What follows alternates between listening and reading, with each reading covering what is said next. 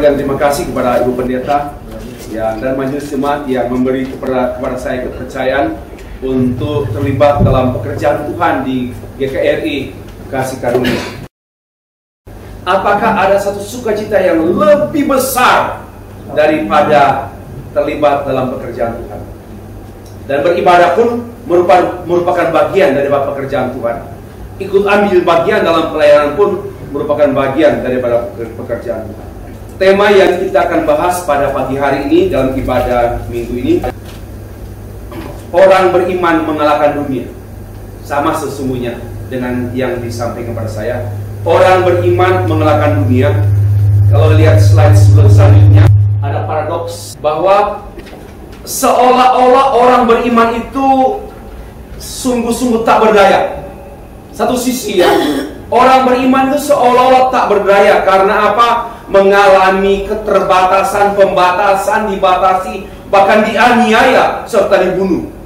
Itu satu sisi orang beriman itu sungguh-sungguh kelihatannya. Ini baru kelihatannya. Dan saya mengatakan seolah-olah orang beriman itu tidak bebas hidup di dunia, penuh kesulitan, kesusahan.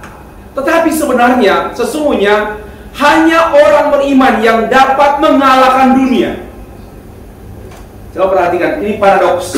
One side, satu sisi, orang percaya itu kelihatannya dalam banyak kesulitan, dibatasi, bahkan dianiaya. Tapi di sisi lain sebenarnya dunia ini dikontrol oleh orang percaya, oleh Tuhan melalui orang percaya.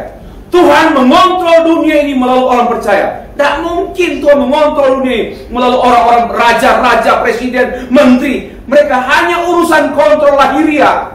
Mereka mengontrol hal-hal yang sifatnya administrasi.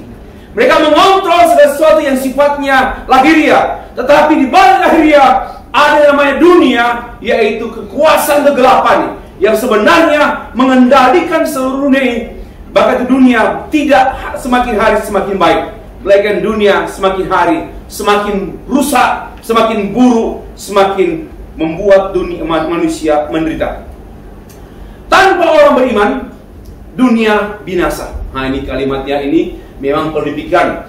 Tanpa orang beriman di dunia ini, dunia binasa. Karena orang beriman menginjili dunia dan orang selamat. Dan Tuhan menyelamatkan dunia melalui orang beriman. Amin. Tuhan menyelamatkan dan mengontrol kejahatan dunia melalui orang beriman. Dan disinilah satu kekuatan gereja. Gereja Tuhan, orang beriman, gereja Tuhan adalah utusan Tuhan dalam dunia.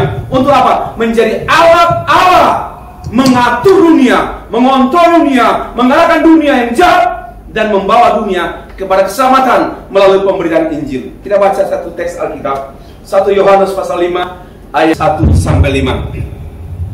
Setiap orang yang percaya bahwa Yesus adalah Kristus, lahir dari Allah, dan setiap orang yang mengasihi Dia mengasihi juga Dia yang lahir daripadanya.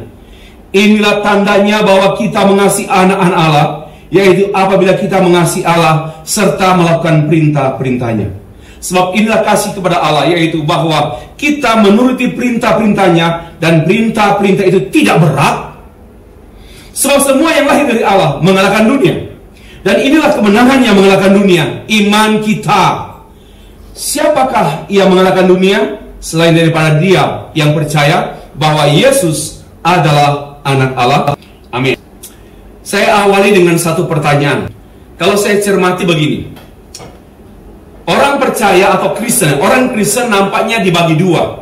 Ada orang Kristen yang mengikuti Tuhan itu enjoy sekali, sukacita sekali. Walaupun banyak masalah, tapi penuh sukacita. Ada orang Kristen yang ikut Tuhan rasanya berat sekali. Ke gereja pun berat, memberi persembahan pun berat, sulit sekali. Bapak Ibu, saya mau tanya, hidup sebagai orang Kristen itu, mengikut Tuhan itu sukar atau mudah? Berat atau ringan? Jawaban saya menjawab demikian. Bukan sukar, tapi sangat sukar ikut Tuhan. Sangat sukar, nggak usah berbohong. Ikut Tuhan itu sangat sukar. Karena bagaimana mungkin kita ciptaannya mengikut pencipta yang tidak maha kuasa, mengikuti maha kuasa. Bagaimana mungkin? Kita ini siapa? Terbatas. Lalu dia tak terbatas. Bagaimana tak terbatas? Itu mengikuti yang tak terbatas. Sekali lagi, bagaimana yang terbatas itu mengikuti yang tak terbatas? Impossible. Tidak mungkin. Terlalu berat ikut Tuhan. Ini supaya kita jangan dibodohi-bodohi. Gampang, enak saja. Pokoknya ikut Tuhan, enjoy saja. Sekali lagi, orang Kristen memang ada dua bagian, ada dua jenis. Yang bersuka cita ikut Tuhan, dan ada yang berduka cita ikut Tuhan, sulit ikut Tuhan, dan yang gampang ikut Tuhan. Nah sekarang, mengapa sebenarnya saya mengatakan ikut Tuhan itu sangat sukar? Mari kita lihat alasan-alasannya. Yang pertama, orang percaya itu dibenci oleh dunia. Yohanes 17 ayat 15, bisa cek sendiri teks Alkitab masing-masing. Dibenci oleh dunia, dan dalam Matius pasal 10 ayat 22, orang percaya itu dibenci karena nama Kristus, karena nama Tuhan. Itulah sebabnya orang percaya itu sebenarnya sangat sukar untuk ikut Tuhan. Yang kedua, harus memikul salib setiap hari. Menyangkal diri, memikul salib. Memang gampang ikut Tuhan, harus pikul salib. Pikul salib ini, pikul salib kita sebagai konsekuensi mengapa kita ikut Tuhan. Tuhan yang menderita, dan kita juga mengikuti Dia, ikut menderita dengan Dia. Sangat sulit ikut Tuhan. Bahkan kita disebut dalam Matius 10 ayat 16, kita diutus oleh Allah dalam dunia, dan seperti kita diutus di tengah-tengah serigala. Dalam bahasa asli bukan hanya serigala, segerombolan serigala yang menunggu mangsa. Dan kita dikelilingi oleh serigala yang ganas. Itu analogi atau gambaran bahwa kita diutus dalam dunia yang ganas, siap menerkam kita. So, tidak mudah ikut Tuhan. Tidak mudah ikut Tuhan. Ikut Tuhan bukan happy ya. Ikut Tuhan sangat sukar. Dan tak seorang pun yang lulus, tak seorang pun yang berhasil. Wah, pasti tunggu dulu, sabar ya, sebelum saya selesai ngomong. Yang keempat lagi, harus mengampuni orang yang kurang ajar, yang menipu, yang menghancurkan bisnis saya. Mengampuni dia yang menjual nama saya. Mengampuni dia yang berkali-kali kurang ajar pada saya. Wow, siapa bisa berkata mudah ikut Tuhan? Harus mengampuni 70 kali 7 kali. Apa artinya? Selalu mengampuni. Jangan pernah tidak mengampuni. Lalu yang kelima, ikut Tuhan itu sangat sukar. Mau serupa dengan Tuhan. Bagaimana mungkin kita manusia mau menjadi serupa dengan Kristus dalam pikiran, perasaan, seperti yang ditulis oleh Roma pasal 8 ayat 9. Dan saya mengatakan itu impossible. Kita menjadi serupa Kristus. Bagaimana mungkin manusia serupa Kristus, serupa Allah? Saya menggarisbawahi impossible. Jangan kecewa. Tapi saya mau bicara jujur. Sekali lagi, ikut Tuhan tidak gampang. Ikut Tuhan sangat sukar. Bukan sukar, sangat sukar. Dan tak seorang pun lolos berhasil ikut Tuhan. Kenyataannya, banyak orang murid-murid Tuhan mundur dalam Yohanes pasal 6 ayat 66. Waktu mereka mengikut Tuhan, berlomba-lomba banyak orang ikut Tuhan. Pada waktu Tuhan mengajarkan tentang roti hidup, dan orang percaya minum darah dan tubuhku. Lalu banyak orang kecil, bagaimana mungkin kita mau makan tubuh Tuhan dan minum darah? Ini karena buta rohani. Tuhan tidak bicara soal tubuh jasmaninya, tetapi kematiannya adalah menghidupkan. Darahnya mengampuni dosa. Tapi orang tak paham. Dan pada ayat Yohanes 66, Yohanes 6 ayat 66, banyak orang mengundurkan diri. Murid-muridnya mengundurkan diri dan tidak lagi mengikuti dia.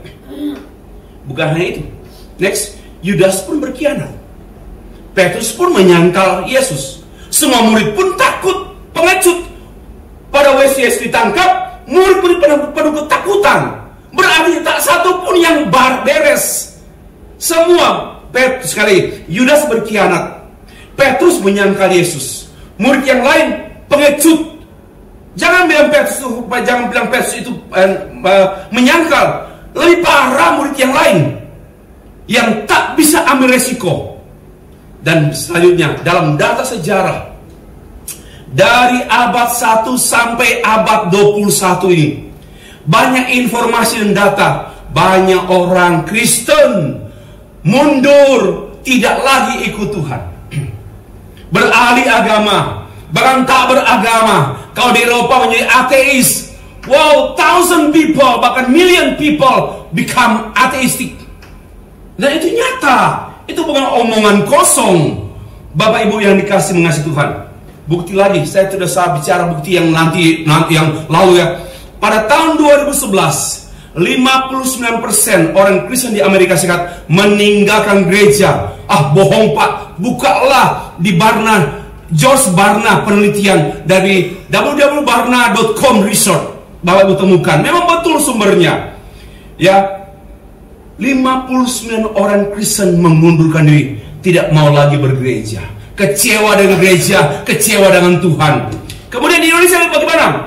Tahun 2018, persentase kaum muda Kristen di Indonesia tidak tertarik bergereja. Tahun 2018 datanya, usia 15 sampai 18 tahun ada 7,7% tidak tertarik bergereja, meningkat menjadi 10% khususnya untuk usia 19 sampai 22. Ini usia mahasiswa. Kalau 15 sampai 18 usia remaja. Usia remaja sudah banyak yang tertarik gereja.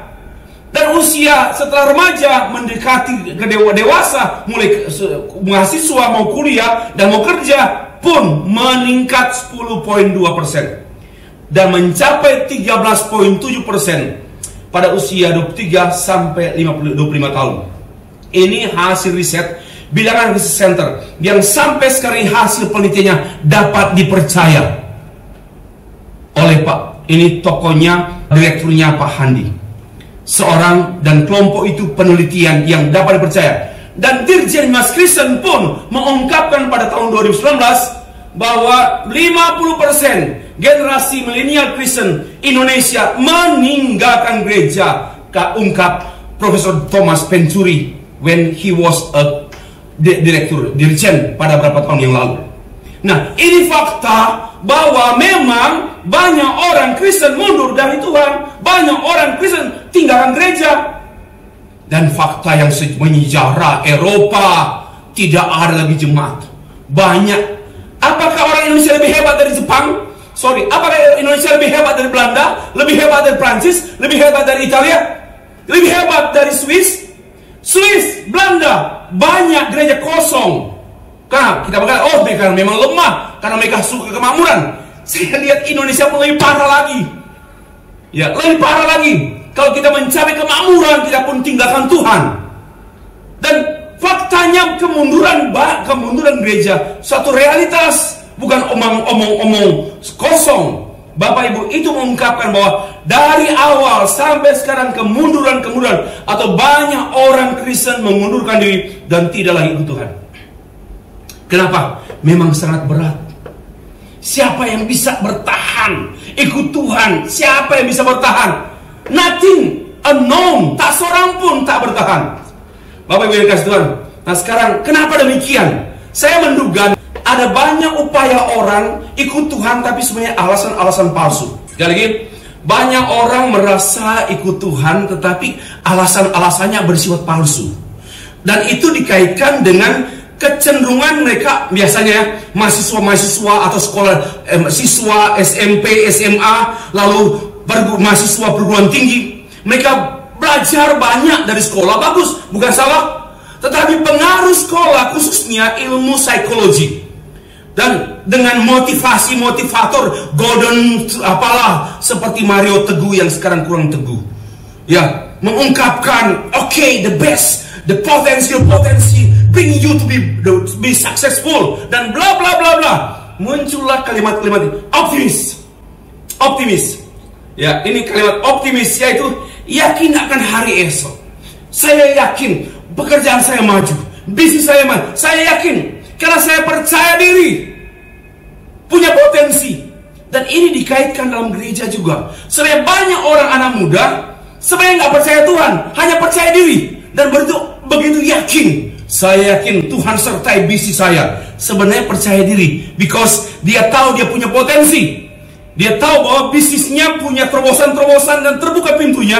Dan dia berkata, I believe, saya punya masa depan. Tapi sebenarnya itu hanya percaya diri, bukan percaya Tuhan. Percaya diri dan percaya Tuhan sangat tipis. Khususnya, dan itu nampak. Kalau dia berkata percaya diri, tapi nggak aktif baca Alkitab, nggak suka berdoa, tapi percaya Tuhan, itu omong kosong. Dengar baik-baik. Jemaat yang berkata, aku percaya Tuhan pimpin saya, usaha saya, bisnis saya maju, karena saya percaya Tuhan buka jalan.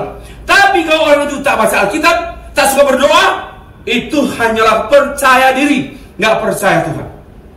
Bagaimana mungkin dia percaya Tuhan, nggak suka baca Alkitab, nggak suka dengan khotbah, nggak tertarik dengan perkara rohani? Itu namanya hanya percaya diri, dan itu namanya optimis. Optimis banyak masuk dalam gereja, ya, optimis banyak masuk dalam gereja, tapi sebenarnya nggak percaya Tuhan, percaya kemampuan diri, percaya potensi diri. Yang kedua, ada juga orang yang realistis. Saya yakin apabila situasi dan kondisi memungkinkan. Apabila situasi dan kondisi yang memungkinkan, saya percaya Tuhan, dan saya yakin itu terwujud. Hari esok saya baik, karena saya melihat hari yang memungkinkan, ada situasi yang memungkinkan, ada kondisi yang baik, maka I will be good. Tapi ada juga orang yang pesimis, berkata, karena saya terbatas, penuh kelemahan, banyak kekurangan, maka saya pikir saya nggak punya hari esok. Ketiga hal ini mengungkapkan sebenarnya mengandalkan diri sendiri, because he realized that I have limitation, so I cannot, saya nggak dapat. Atau dia mengatakan, saya punya potensi, maka harus saya melihat hari esok dengan my potensi. Semuanya sama-sama, yaitu mengandalkan diri sendiri dan menyerah. Akhirnya tidak pernah menyelesaikan masalah dan tidak pernah mengalahkan dunia, melainkan dikalahkan terus menerus, dikalahkan dunia. Bapak Ibu yang dikasihi mengasihi Tuhan, transisi, ada pertanyaan selanjutnya gini. Tadi begini, orang Kristen itu menjadi pengikut Kristus itu berat atau ringan, sukar atau mudah? Sekarang pertanyaan lain, gini, hidup sebagai orang Kristen yang percaya, yang beriman sungguh-sungguh, genuine, mengikut Tuhan itu sukar atau mudah? Pertanyaan yang sama, tapi ada perbedaan istilah. Tadi orang Kristen itu ikut Tuhan sukar atau gampang? Sukar atau mudah? Jawabannya sangat sukar, because a lot of banyak sekali tuntutan. Ya, harus pikul salib, nggak boleh buat dosa dan sebagainya. Harus seperti Tuhan Yesus Kristus, terlalu berat. Dan kita harus ikut kita di dalam dunia dan berada dalam bahaya-bahaya. Ada ada serigala, kita diutus di tengah-tengah dunia seperti serigala yang siap meraung mengenerkam kita. Sangat sukar ikut Tuhan. Tapi ada question, yaitu hidup sebagai orang Kristen yang percaya, yang beriman, sungguh-sungguh beriman, yang sejati, ikut Tuhan, sukar atau mudah? Jawabannya, mengikut Tuhan tidak mudah, melainkan sangat mudah. Inilah Injilnya, sangat mudah, nggak susah. Saya bilang ikut Tuhan susah, banyak serigala, gampang. Menjadi serupa Kristus, memang bukan kita punya produk itu. Kristus sendiri yang menyerupakan dirinya, membuat kita serupa dengan dirinya. Mudah. Kristus itu ringan. So that's why ini kemurnian orang percaya ikut Tuhan. Mudah. Tadi itu kabar buruk, sekarang kabar Injil, kabar baik. Ini kabar baik.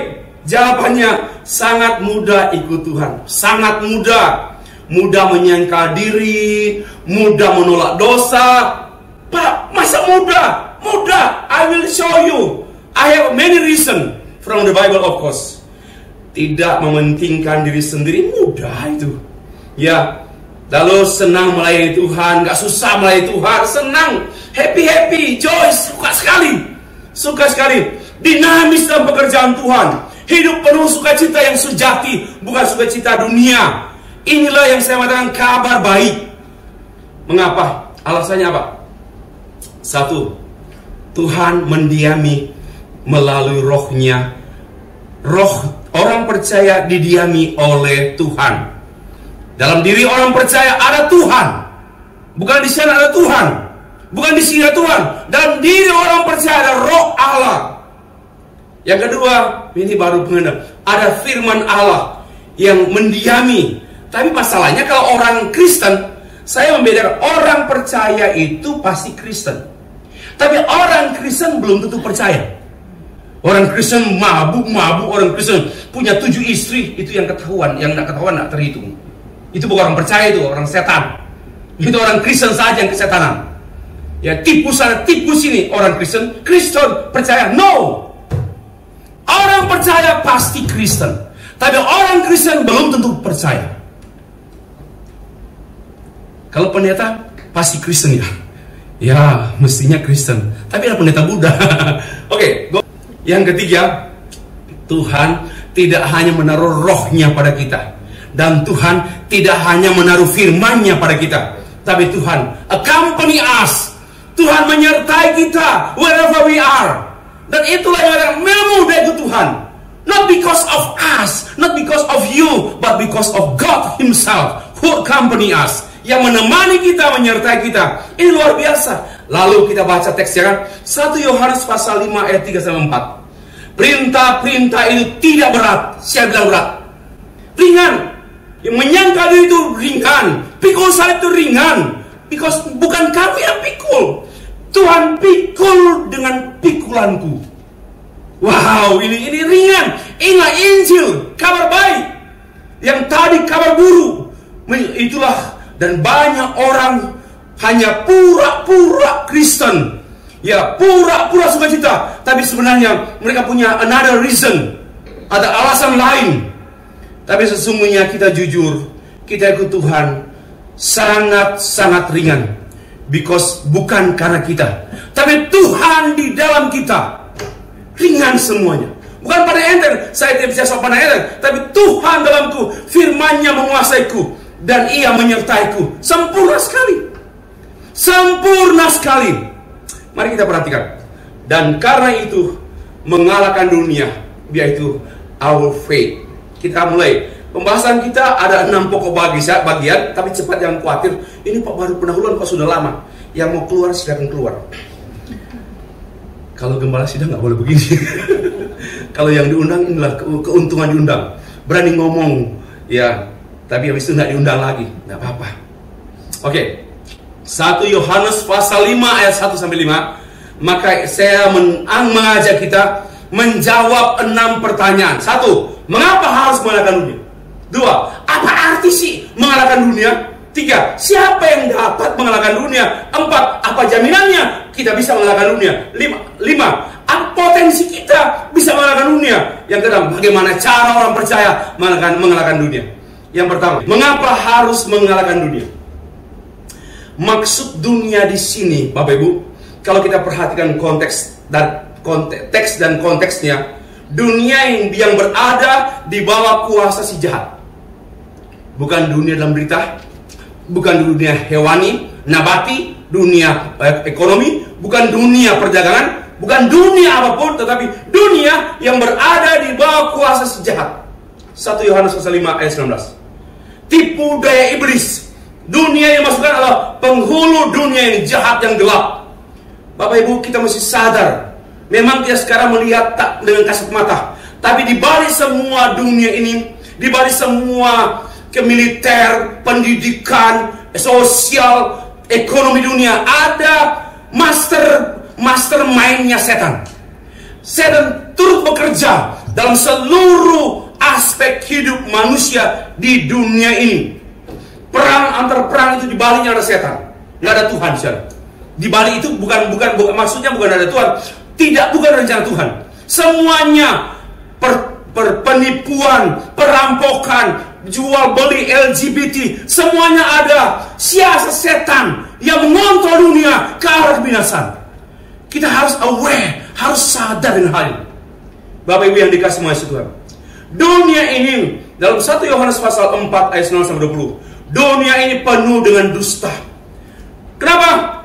Mengasihi Allah namun membenci saudaranya. Mengasihi Allah, ini konteksnya konteks sebelum 1 Yohanes pasal 5. Kita akan pembahasan kita 1 Yohanes pasal 5 ayat 1-5. Dan sebelumnya kita memperhatikan untuk mengerti what is meaning of dunia, kita mengerti ternyata dalam pasal 4 yang dimasukkan di dunia penipuan, dunia dusta. Kenapa? Termasuk dalam gereja. Ada apa? Berkata I love God, saya mengasihi Tuhan, tapi membenci saudaranya. Ini namanya dunia kepalsuan, dunia penipuan. Dunia dua wajah. Beragama tapi tipu sana tipu sini. Beragama tapi korupsi. Ya, seperti yang kita saksikan hampir tiap hari ada orang berusaha dengan KPK. Beragama loh, nggak ada Indonesia yang tak beragama. Semuanya beragama. Tapi juga pencuri-pencuri tak tertolong, tak terbendung. Penjahat-penjahat beragama. Inilah dunia. Kenapa? Mereka yang mencuri itu orang-orang pandai, sarjana, master, doktor, profesor, tapi tak berdaya. Kenapa? Kuasa jahat tak mampu dibendung oleh ilmu pengetahuan. Filosofi apapun tak mampu membendung kejahatan.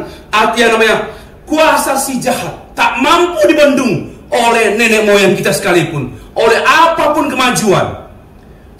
Dalam surat 1 Yohanes kita memperhatikan mengapa 1 Yohanes ditulis oleh Yohanes.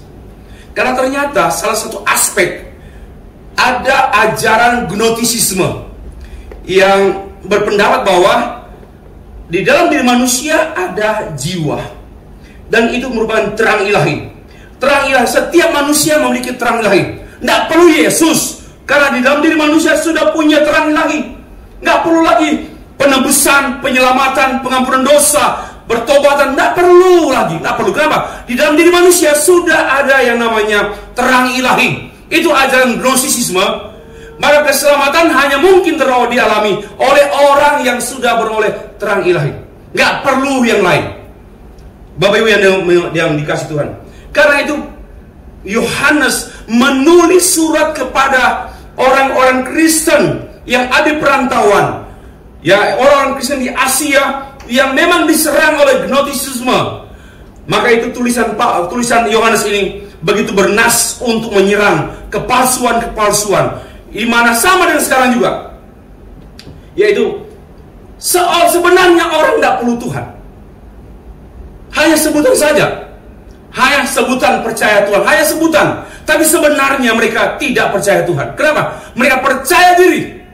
Itu yang menguasai dunia sekarang, khususnya anak muda. Anak muda apalagi hanya aktif dengan kegiatan-kegiatan sosial gereja, tapi nggak aktif dengan firman. Saya mengatakan berkali-kali, anak muda, saya berterima kasih kalau Bapak Ibu bisa terlibat dalam pelayanan gereja, termasuk mengambil bagian dalam pelayanan musik gerejawi. Itu very good. Tapi kalau tidak tertarik baca Alkitab, nggak tertarik dengan khotbah, nggak membaca, itu orang anak muda lagi dipengaruhi kuasa kegelapan. Hanya action saja, tapi kosong rohaninya. Nggak kenal Tuhan, melayani Tuhan. Ini setan ini semua. Ini semua siasat setan. Mau melayani Tuhan, tapi nggak belajar. Impossible. Orang kerja kan sekolah dulu. Ini melayani kok nggak sekolah? Kan gila itu. Tapi banyak sekarang nggak mau melayani itu nggak sekolah. Ini aneh-aneh. Saya pun belajar masih gentar. Apakah ini layak saya bicara? Apa benar yang saya sampaikan? Dia pun sudah belajar. Ini yang sedang terjadi di dunia ini. Aktif melayani Tuhan, apalagi di youth ministry ya. Aktif buat retreat, buat apa saja, buat kegiatan sosial atau sound system. Tetapi mohon maaf, kalau orang-orang tersebut tengah tertarik dengan perkara rohani, orang-orang tersebut sedang dalam siasat setan. Nampaknya terlibat, tapi sebenarnya nothing, and tidak ada apa-apa. Bapak Ibu, barang siapa yang tetap, kalau kita perhatikan dalam apa sih yang mengalahkan dunia? Yohanes melihat kita harus mengalahkan dunia dari pandangan-pandangan gnostisisme. Nah, maka itu dia menjawab demikian. Nah, dalam 1 Yohanes pasal 3 ayat 8, barang siapa yang tetap berbuat dosa berasal dari iblis. Tolong perhatikan, tetap, kata jangan hanya. Barang siapa yang tetap berbuat dosa, apa artinya? Lo pasti saya nggak bisa berdosa. Saya masih berdosa, tapi tetap berdosa, nggak mau. Dengan beda kan tidak? Saya boleh saja bohong. Pak, berapa jemaat yang hadir di dalam ibadah? Ada 60. Padahal ada 200. Itu kan bohong.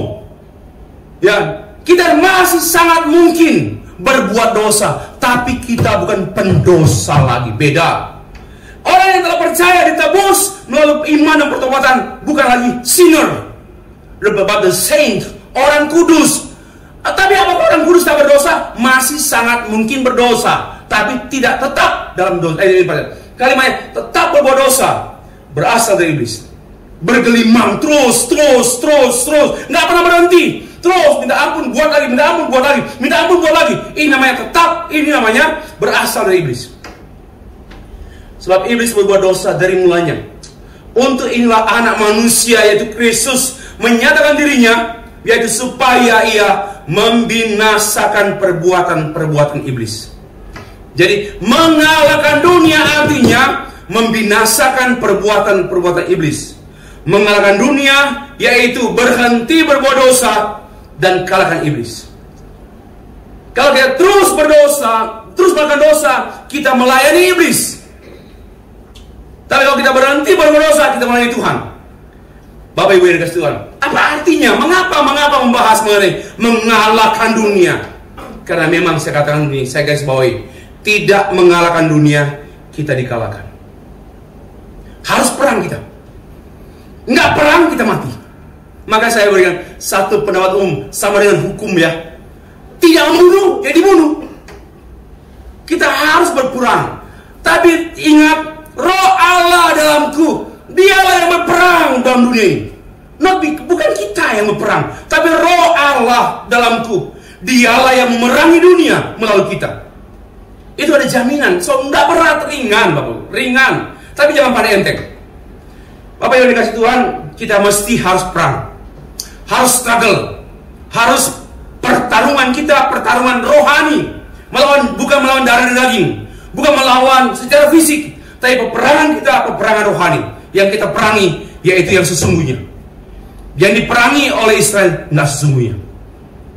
Yang diperangi oleh Rusia, enggak, itu bukan perang sesungguhnya. Perang sesungguhnya melawan setan. Karena bom atom pun tak mampu mengalahkan setan. Dengar baik-baik. Semua senjata kaliber apapun di dunia ini tak mampu mengalahkan setan. Hanya orang percaya yang dapat mengalahkan setan, mengalahkan dunia. Yang kedua, apa artinya frase mengalahkan dunia? 1 Yohanes pasal yang kelima ayat 18, setiap orang yang lahir dari Allah tidak berbuat dosa, tetapi dia yang lahir dari Allah melindunginya, dan si jahat tak menjamahnya. Sangat clear ya, sangat jelas. Apa arti mengalahkan dunia? Artinya tidak berbuat dosa. Setiap kali kita ada tawaran berdosa, kita berkata, no, I love Jesus. Kita menang. Dan kita mengalahkan dunia. Kenapa? Yang kita kalahkan iblis. Yang adalah di balik semua pekerjaan dunia ini, ada mastermind-nya, yaitu iblis. Dan kalau kita berkata, aku tidak mau hidup dan dosa, maka kita mengalahkan dunia. Itu artinya. Jangan salah-salah. Kita mengalahkan dunia. Dari bisnis yang sederhana, yang hanya 5 juta menjadi 1 M, itu mengalahkan dunia, omong kosong, dangkal. Banyak orang mengartikan, mari kita kalahkan dunia. Kita kalahkan dunia dengan berpolitik. Kita akan jadi anggota dewan, kita kalahkan dunia. Omong kosong, bukan itu maksud Tuhan. Maksud hantu itu. Mengalahkan dunia, apa artinya? Dari tetap berdosa, sekarang tak mau lagi berdosa. Kita menang. Kita menang. Bapak Ibu yang dikasih Tuhan, arti mengalahkan dunia yang kedua, tidak dipengaruhi oleh si jahat. dalam bahasanya tidak dijamah, tak menjamah. Iblis, si jahat tak menjamah kita. Si jahat tak menjamah keluargaku. Si jahat tak menjamah gerejaku. Si jahat tak menjamah bisnisku. Karena aku sungguh-sungguh menolak yang jahat. Kalau bisnis kita masih ada bau setan, ada bau dosa, sangat mudah dihancurkan oleh iblis. Kita harus berani berbisnis di tengah dunia ini. Saya tahu tidak mudah, tetapi ringan. Kenapa? Kristus yang bekerja di dalam engkau. Bapak Ibu yang dikasih Tuhan, yang saya kasih, kita lanjut. Tetapi ada orang begini berkata, Pak, susah sekali Pak.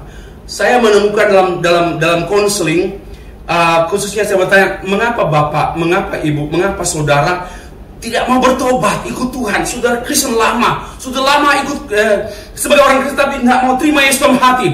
Dia bilang, gini Pak, saya takut nanti kalau saya sudah bertobat, lalu jatuh lagi dalam dosa. Kan nggak enak itu. Bukan. Kalau kita sudah bertobat, ada kekuatan Allah.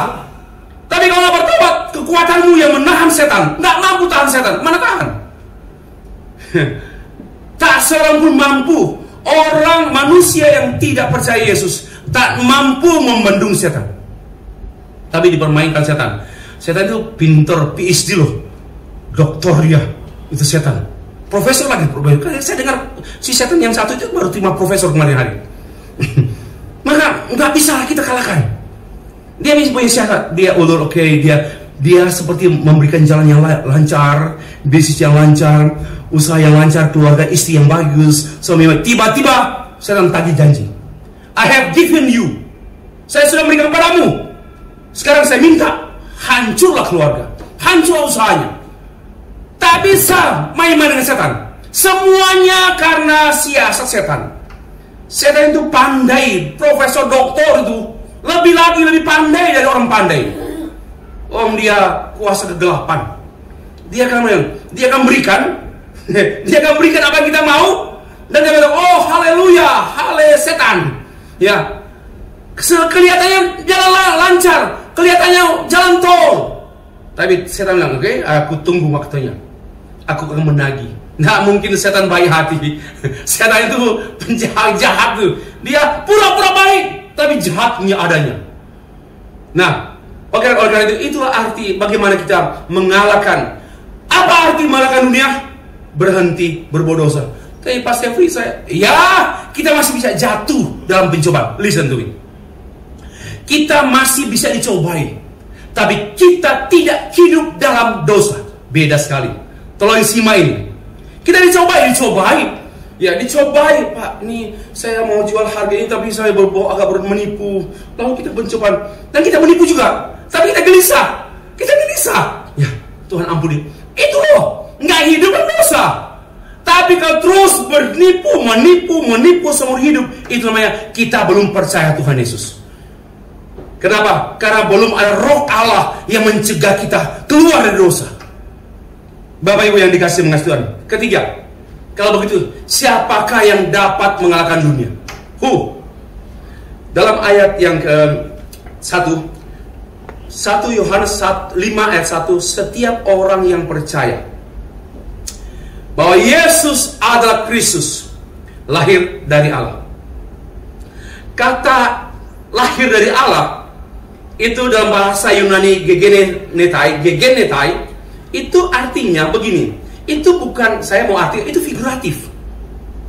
Hanya Yesus Kristus yang lahir secara fisik oleh Allah, dikandung oleh Roh Kudus, lalu lahir oleh Maria. Itu dikandung oleh Allah. Kita ini lahirnya secara figuratif. Figuratif apa artinya? Lahir dari Allah. Ada 3 arti. 1, berasal dari Allah. Kita ini berasal dari Allah. Tapi bukan berasal dalam pengertian harafiah, bukan dalam pengertian jasmania, tapi kita berasal dari Allah karena Allah telah membuat kita baru lagi. Pertama, kita berasal dari Allah pada penciptaan. Dan yang kedua, karena kita berdosa, kita jauh dari Allah. Lalu yang kedua, Allah membuat kita manusia baru lagi, recreation. Ya, recreation, penciptaan ulang dalam Kristus. Maka kita berasal dari Allah. Maka orang yang berasal dari pasti menang dalam dunia. Yang hanya berasal dari tadi, dari jalan Panglima Sudirman, dari jalan Sudirman, Gak mampu mengalahkan setan dunia ini. Hanya orang yang berasal dari Allah yang dapat menaklukkan dunia. Hanya orang yang berasal dari Allah yang dapat berkata tidak kepada hidup dalam dosa. Yang kedua, saya nanti baca teks, saya sengaja nanti bahan ini kan sudah berikan, bisa dimiliki bawa pulang. Yang kedua, kita ini kepunyaan Allah. What is the meaning of gegenetai? Dilahirkan artinya dilahirkan secara figuratif. Artinya kita ini belongs to God. Kita ini kepunyaannya Allah. Kepunyaannya Allah. Not only kita from dari Allah, tapi juga kita miliknya Allah. Masa miliknya Allah dibiarkan oleh Allah? Nggak mungkin. Milik kita misalnya kendaraan atau apa, nggak mungkin dicuri lalu biarkan saja. Itu kan orang nggak pakai pikiran lah. Semua belongs to us, itu pasti kita jaga. Kita ini belongs to God, maka Allah jaga. Mau miliknya kok, nggak sembarangan itu. Miliknya itu diperhatikan, dirawatnya, dijaganya. Maka kita bisa mengalahkan dunia. Inilah mengapa siapakah yang bisa mengalahkan dunia? Yaitu orang yang percaya. Orang yang percaya, kata pistos ini, percaya, betul-betul percaya sejati, percaya murni. Kesejatian percaya itu diungkapkan dengan dilahirkan dari Allah. Bukan Kristus saja, ini dilahirkan dari Allah, berasal dari Allah, kepunyaan Allah, dan dipakai untuk tujuan Allah. Nggak mungkin kalau saya dulu begini. Saya dulu waktu umur mungkin sekitar ya kelas 1 SD, kepengen punya anjing. Punya anjing yang manis-manis gitu. Lalu mama saya, papa saya nggak pernah berikan anjing. Saya tabung uang. Saya tabung, nggak cukup. Kemudian saya merayu seorang, saya punya uang hanya sekian, boleh nggak? Nggak apa-apa lah, ambil, mumpung ada anak beranak 8, kamu ambil 1, tapi uangmu taruh sini. Boleh cukup. Saya pelihara anjing itu. Wah, saya rawat dia baik. Saya belongs to me. Saya rawat dia baik-baik karena kepunyaan saya. Apalagi kita ciptaannya segambar dengan dia loh. Kita ini sangat berharga. Harga kita harga Kristus. He gave his son. Dia berikan anaknya. Itu harga saya. Harga kita bukan harga murahan. Makanya jangan jual diganti dengan Nudrin Sapaka dari Palembang. Jangan ganti.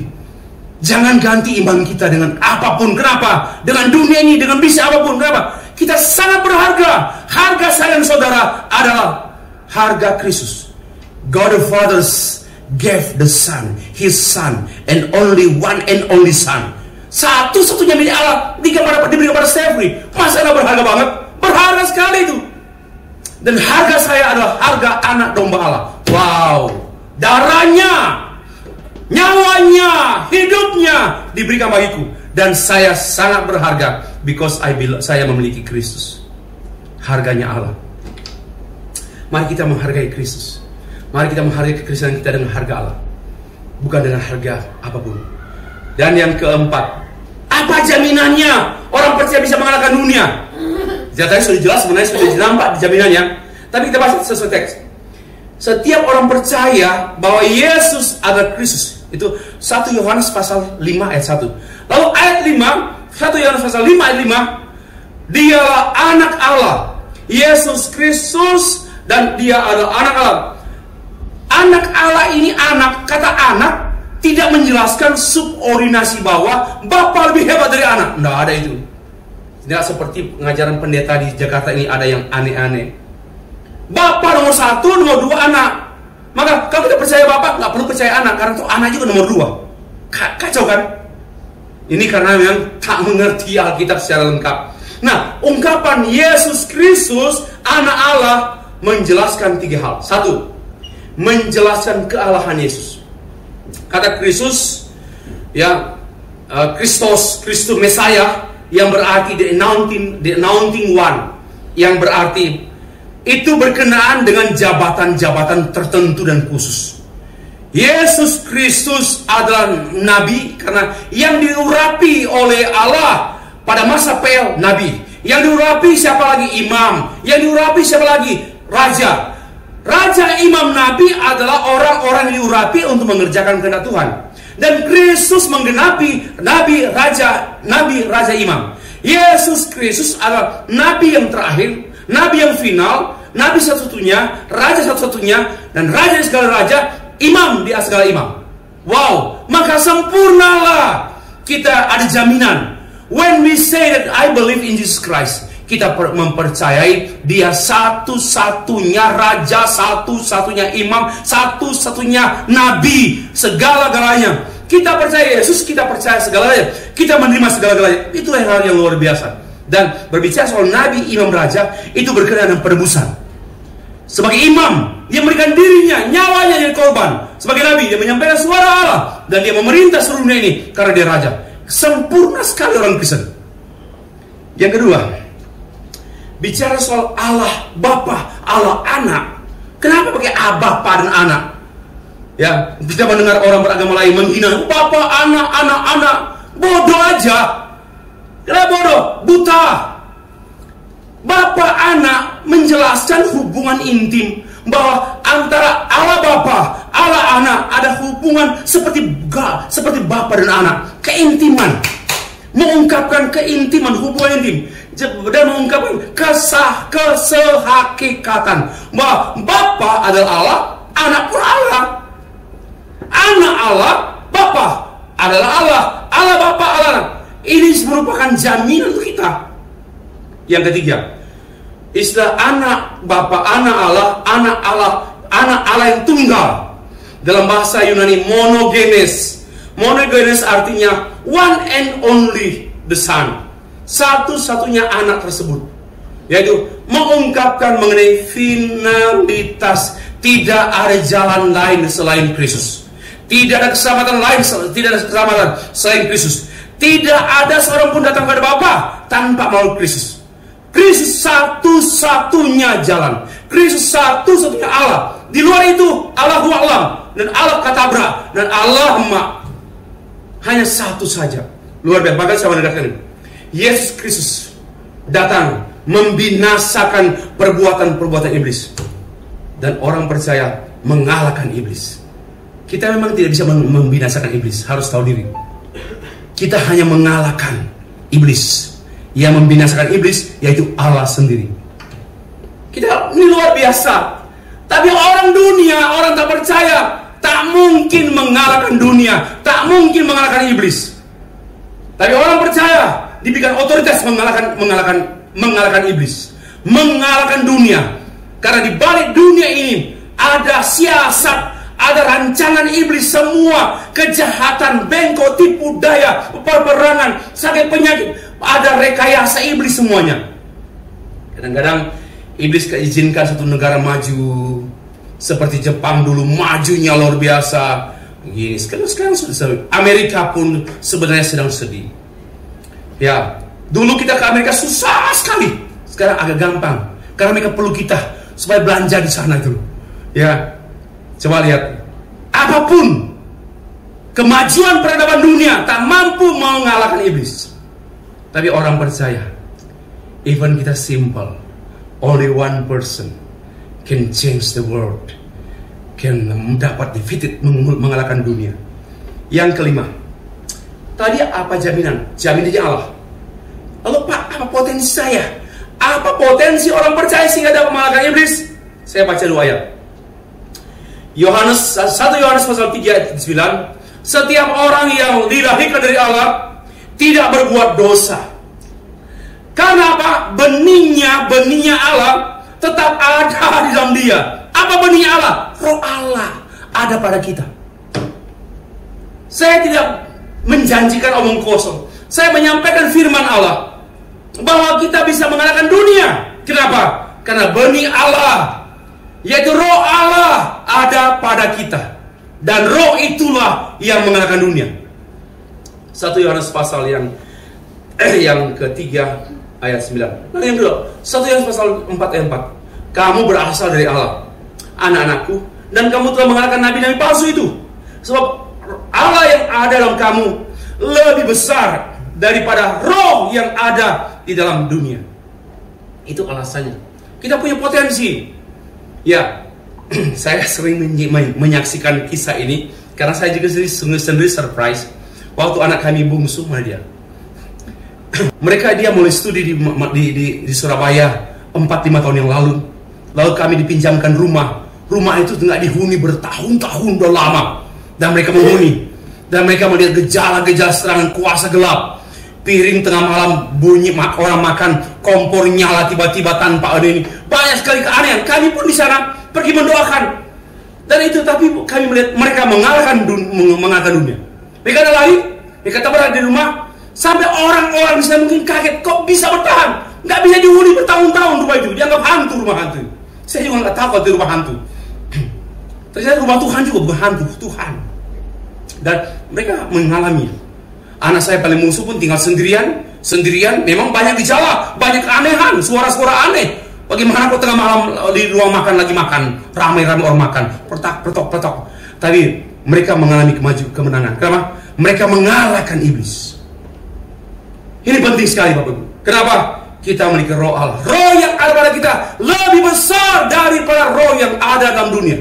Termasuk roh nenek moyang yang di baliknya ada setan. Kita punya potensi. Ya, benihnya Allah. Ini saya garis bawahi, underline. Karena benihnya tetap ada dalam kita. Ini luar biasa. Jangan ciutlah, jangan gentarlah. Kenapa? Ada roh Allah pada kita. Yang terakhir, bagaimana kita orang percaya mengalahkan dunia? Kata kuncinya yaitu mengasihi Allah dan umat Allah. Itu tertuang dalam 1 Yohanes 5 ayat 1-2. Dan setiap orang yang mengasihi Dia, Ia melahirkan, mengasihi juga Dia yang lahir daripadanya. Inilah tandanya bahwa kita mengasihi anak-anak Allah, yaitu apabila kita mengasihi Allah serta melakukan perintah-perintahnya. Antara mengasihi dan ketaatan, obedience and love. We love God, we obey God. Itu kunci kita. Yes, kita sudah punya roh Allah. Dan roh Allah itu mendorong kita taat kepada Dia. Roh Allah itu menghasilkan kasih. Dunia ini hanya dapat dikalahkan oleh kasih Allah dan kasih kita. Dunia ini krisis apa sih? Bukan krisis ekonomi, krisis kasih. Mengapa orang jadi LGBT? Karena krisis kasih. Mengapa orang hubungan seksual perempuan-perempuan, laki-laki? Mengapa orang rakus? Mengapa orang curi uang DPR? Mengapa? Karena kehilangan kasih. Kasihan dia loh. Dan hanya Allah, kasih Allah dan kasih orang percaya yang bisa menguasai dunia, yang bisa menaklukkan dunia, yang bisa mengalahkan dunia. Hanya God's love and Christian love.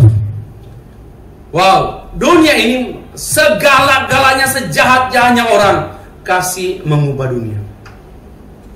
Tapi bagaimana kita bisa ini action obey God. Antara hanya dengan ketaatan dan kasih kepada Allah, kita dapat mengalahkan dunia, berhenti berbuat dosa, dan mengontrol kejahatan dunia. Bagi saya, coba pikirkan, kalau nggak ada gereja dalam dunia, apa jadinya?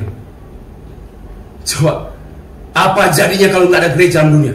Karena itu tujuan gereja dalam dunia ini menjadi instrumen Allah mengontrol kejahatan dunia dan membawa orang berdosa percaya dan diselamatkan. Karena itu gereja memiliki tugas yang sangat penting di dunia ini. Sangat penting. Dan kita orang percaya, hamba Tuhan memiliki peran main figure. Sorry, bukan Jokowi. Yang main figure di dunia bukan Jokowi, bukan Joe Biden. Siapa? Orang percaya.